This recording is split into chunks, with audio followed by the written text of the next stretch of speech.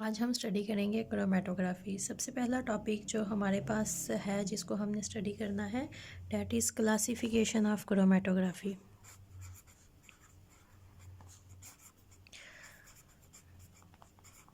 अब जब भी हम क्लासिफिकेशन करते हैं किसी भी चीज़ की, क्लासिफिकेशन का मतलब होता है हम उसको डिवाइड कर रहे हैं इन डिफरेंट क्लासेस। हमने उनकी डिफरेंट क्लासेस बनानी है, जिसके लिए मैं हमेशा एग्जांपल्स देती हूँ स्टूडेंट को कि जब कॉलेज में हो, आप यूनिवर्सिटी में हो, तो आपकी डिफरेंट क्लास है। दिस इज़ एफएससी, एफए है और आईकॉम है, आईसीएस है।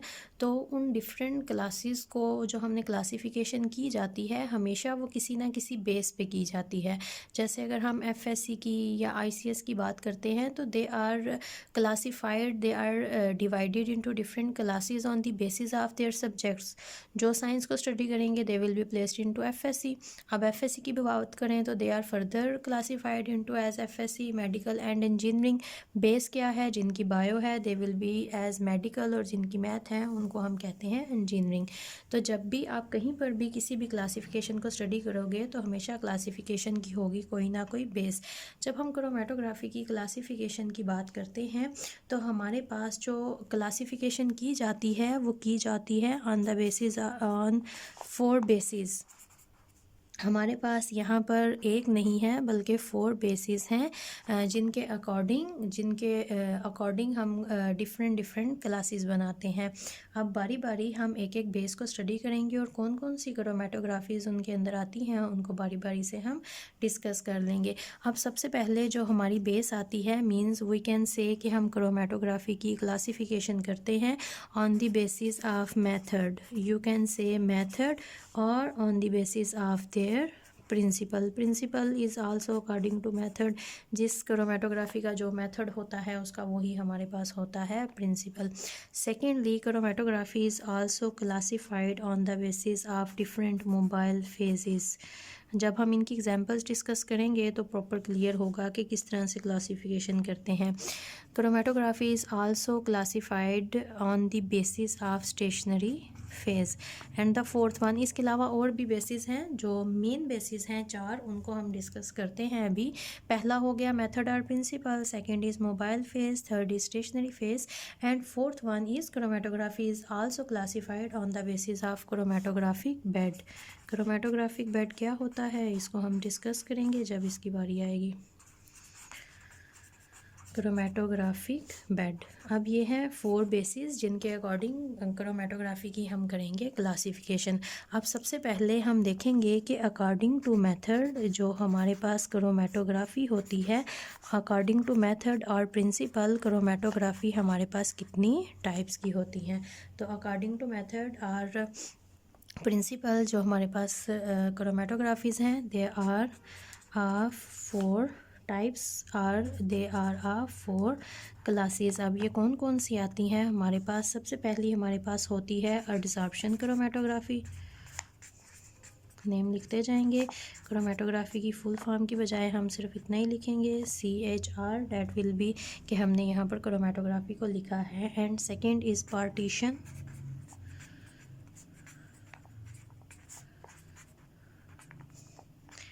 थर्ड वन हमारे पास आ जाती है ion exchange.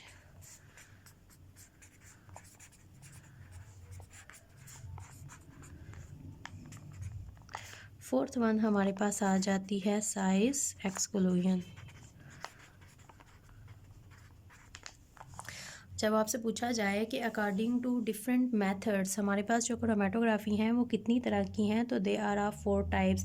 Adsorption chromatography, partition chromatography, ion exchange chromatography and size exclusion chromatography. अब बारी बारी हम देखेंगे कि किस तरह से मेथड के अकॉर्डिंग हमने ये डिफरेंट क्लासेस बनाई हैं।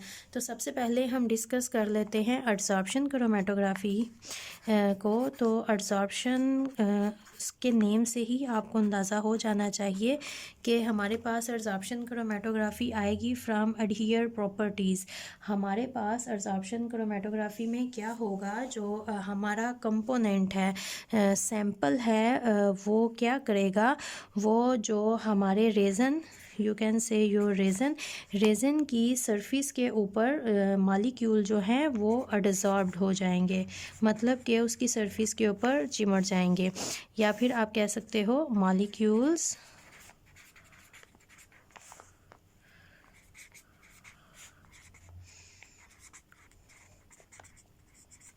Gate absorbed on रेज़न। आप रेज़न कह सकते हो या फिर जो भी आपकी यहाँ पर फेस होगी उसकी सरफेस के ऊपर अब्सॉर्ब हो जाएंगे। अब अगर रेज़न की ही बात कर ली जाए तो रेज़न बहुत ज़्यादा अपने माइंड में कंफ्यूज नहीं करेंगे इसको। ये आपके पास पेपर हो सकता है जो कि आप सिंपली यूज़ करते हो। ज़रूरी नहीं जब आपके माइंड में रेज़न आएगा तो वो स्पेसिफ़िकली आयन एक्सचेंज क्रोमेटोग्राफी होगी। रेज़न हमारे पास वो होता ही वो सरफेस है जिसके ऊपर हमारे जो मॉलिक्यूल्स है वो जाके अटैच हो जाएंगे। रेज़न हम यहाँ पर यूज़ कर रहे होते हैं जिसके ऊपर अप्लाई किया जाता है किसी भी चीज़ को, जैसे कि पेपर क्रोमेटोग्राफी में हमारे पास पेपर रेज़न होता है और वहाँ पर स्टेशनरी फेस वाटर मॉलिक्यूल्स होते हैं। जैसे कि TLC में हमारे पास रेज़न होती है ग्लास प्लेट और वहाँ पर हम सिलिका को अप्लाई करते हैं। अब हम हर एक क्रोमेटोग्राफी की बात करेंगे कि बेसिक प्रिंसिपल है क्या। अब्जॉर्प्शन क्रोमेटोग्राफी का बेसिक प्रिंसिपल या फिर मेथड है कि मॉलिक्यूल रेज़न की सरफेस के ऊपर अब्जॉर्ब हो जाते हैं, अडहियर हो जाते हैं और 1 2 3 जितनी भी एग्जांपल ज़रूरी हम समझेंगे उसके अंदर ऐड करते जाएंगे।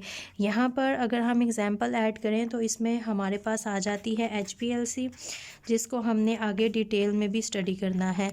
एक और अगर एग्जांपल की बात की जाए तो इसमें हमारे पास आ जाती है अफिनिटी क्रोमेटोग्राफी। ये डिफरेंट एग्जांपल्स हैं हमारे पास अब्जॉर्प्शन क्रोमेटोग्राफी की। उसके बाद ये जो मैंने पेपर की एग्जांपल यहाँ पर ऐड की है, अगर आपके माइंड में ये कन्फ्यूजन हो कि हमारे पास पेपर किस तरह से यहाँ पर आता है, जबकि हमने स्टडी किया हुआ है कि हमारे पास जो पार्टीशन क्रोमेटोग्राफी होती है, this is paper chromatography is a type of partition chromatography. तो पार्टीशन में स्टेशनरी फेज लिक्विड होती है। यहाँ पर हमने बात की है रेज़न की।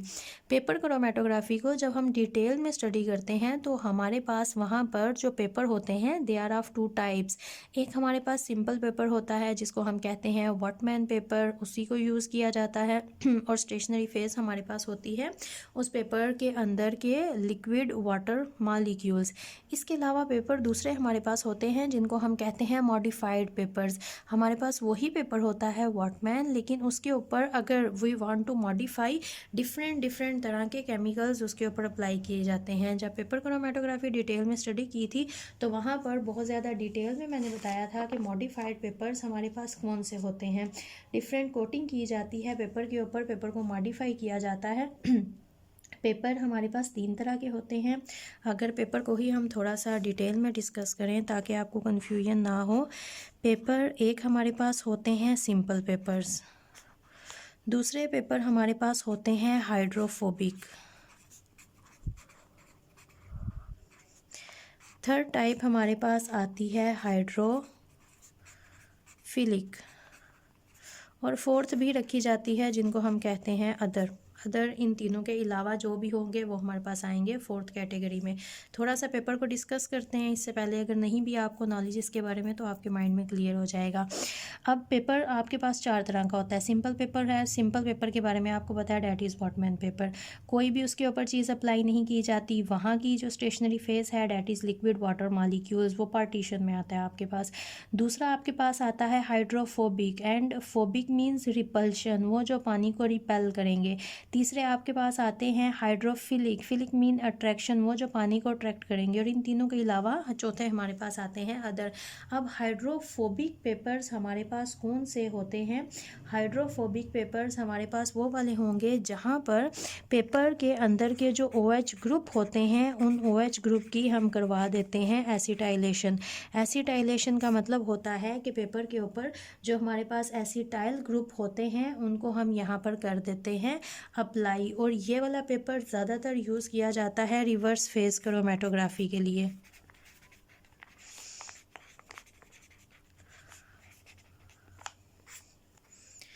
दिस इज़ हाइड्रोफोबिक, एसिटाइलेशन करवाई जाती है OH ग्रुप्स की, एसिटाइल ग्रुप वहाँ पर पेपर के ऊपर अप्लाई किए जाते हैं और ज़्यादातर ये पेपर यूज़ किया जाता है फॉर रिवर्स फेस क्रोमेटोग्राफी। उसके बाद आपके पास आ जाते हैं हाइड्रोफिलिक पेपर्स। हाइड्रोफिलिक पेपर्स हमारे पास कौन से होते हैं? वो पेपर होते हैं जहाँ पर हम कोटिंग कर देते हैं डिफरेंट मॉलिक्यूल्स की। कौन से मॉलिक्यूल्स की कोटिंग की जाती है, अगर यहाँ पर मैं उनको एनलिस्ट करूँ, यहाँ पर हम लगाएंगे एरो ताकि हमें पता हो we are talking about hydrophilic modified paper.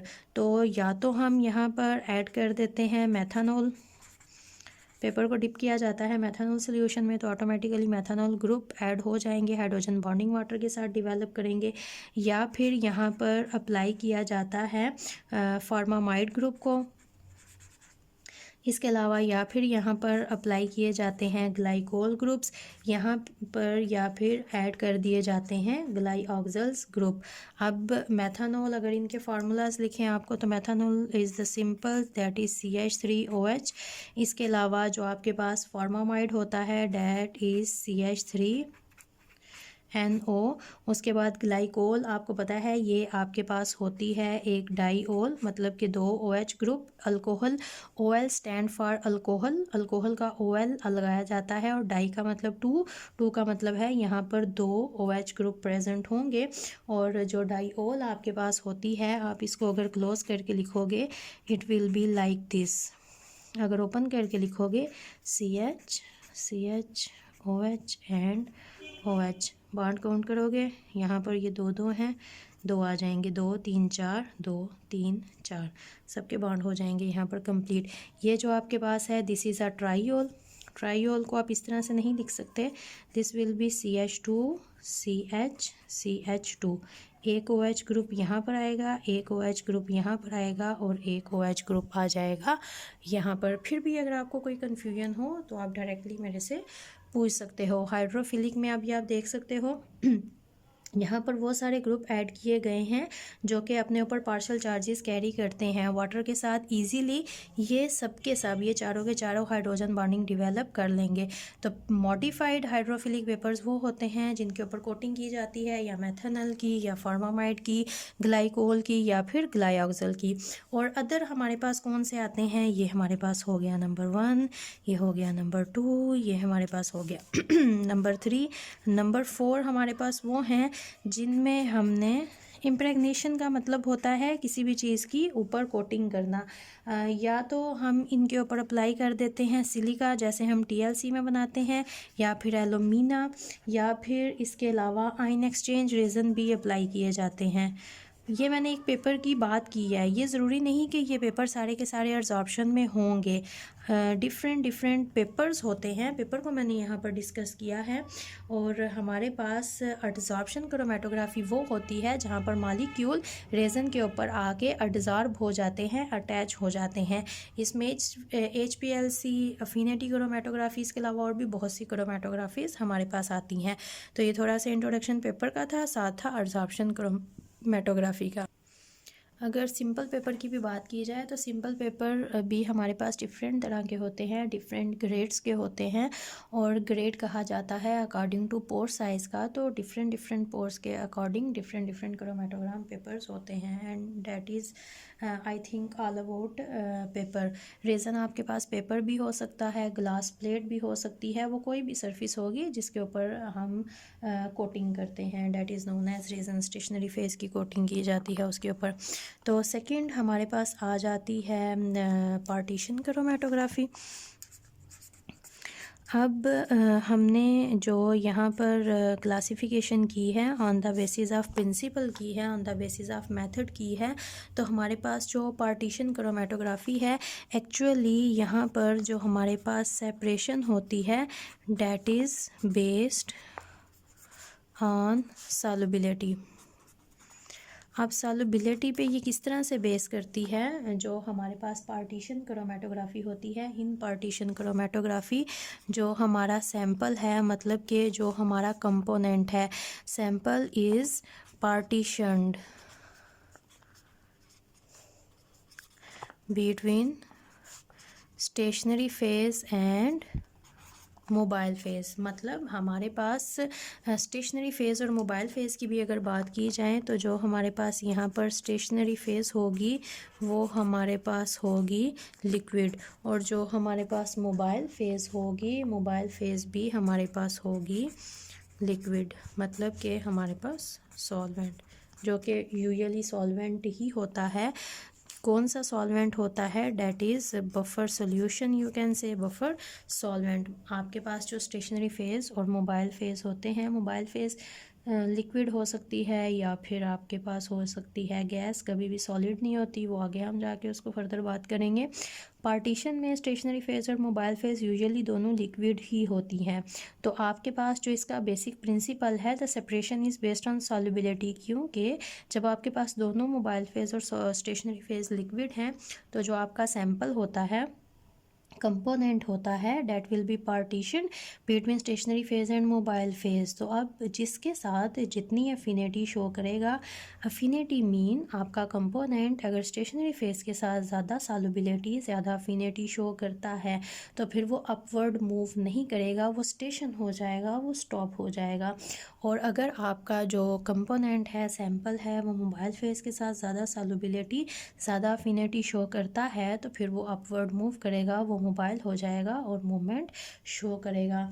और अगर आप इसमें एग्जांपल की बात करते हैं तो आपके पास पार्टीशन क्रोमेटोग्राफी में सिंपल पेपर क्रोमेटोग्राफी आ जाती है, क्योंकि वहाँ पर आपके पास जो होती है स्टेशनरी फेज़ वो आपके पास लिक्विड होगी, और पार्टीशन क्रोमेटोग्राफी में स्टेशनरी फेज़ हमेशा लिक्विड होती है।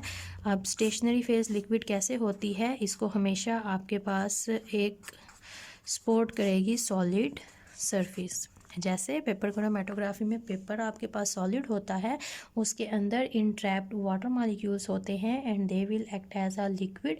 तो आपके पास जब भी स्टेशनरी फेज़ कहीं पर भी लिक्विड होगी, हमेशा एक सॉलिड सरफेस उसको सपोर्ट करेगी। तो ये आपके पास आ जाती है पार्टीशन क्रोमेटोग्राफी। उसके बाद थर्ड वन हमारे पास थी ion exchange chromatography. This is number 2 and number 3 is ion exchange chromatography. Ion exchange chromatography को आपने फर्स्ट सेमेस्टर में बहुत ज़्यादा डिटेल में स्टडी किया हुआ है। आयन एक्सचेंज क्रोमेटोग्राफी में आपके पास क्या होता है, आपके पास प्रेजेंट होते हैं आयंस। Ions are present